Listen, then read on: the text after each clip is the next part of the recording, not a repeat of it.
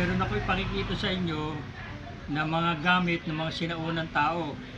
Ewan ko kung familiar kayo sa mga gamit na ito. O ito mga guys, bali 5 piraso po ito. Ano ho ito, brass, so, mga talso po ito. Ito ho ang gamit ng mga matatanda noong araw sa pagpaplansya. Kung tawagin ho na sa Tagalog ay prinsa. Oo, prinsa. Ewan ko sa inyo kung ano tawag nito. Comment lang kayo kung i-comment nyo lang po kung ano ang tawag sa inyo nito. O ayan guys, tingnan niyo. O ayan.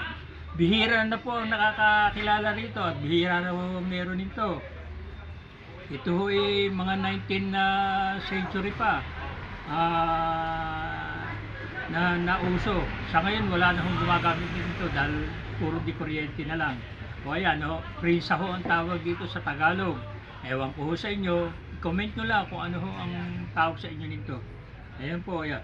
At meron pa po akong ipakikita sa inyo ng mga